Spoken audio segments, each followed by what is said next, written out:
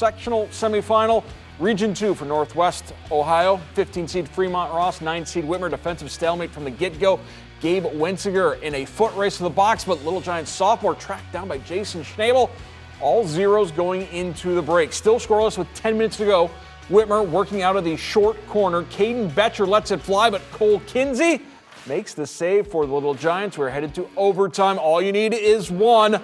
And Rolando Mayo back to Betcher. The deflection. Oh, what a way to lose. Surrender Cobras all around as Caden, the dagger. Panthers advance. They'll get Bowling Green after the golden goal.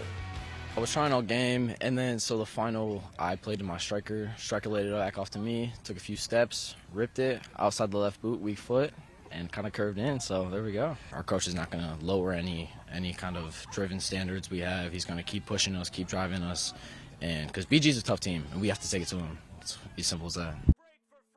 Simple as this. Mason Lowry and Chris Black, they make the complex simple.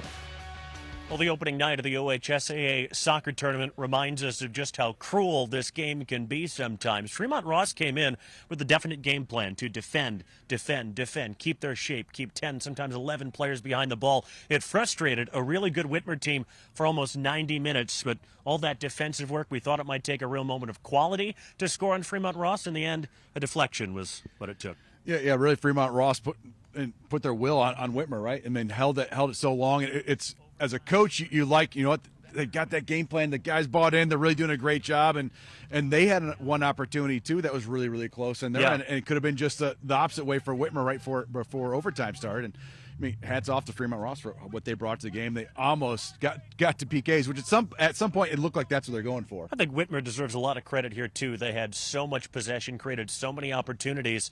In the end, well, survive and advance is the name of the game, right, this time of year? Yeah, I mean, this is a Whitmer team, too, that's the aggressor now in so many games. Now they're starting to be favored, and they've gotten better and better in their programs. So teams are starting to defend like this, and they're going to have to get more and more used to it because it's not going to be the last time this happens to them. They're going to have to open up the field of play, go fast, and find space where there is none.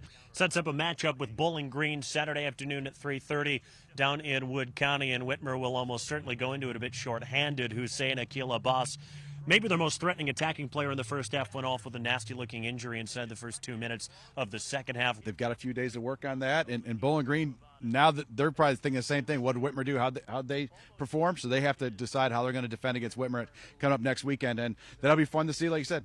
Up wide, see what you can do in the flanks, and obviously bring it a step up for the next round. Whitmer advances on an overtime goal from Caden Betcher. They live to face Bowling Green on Saturday.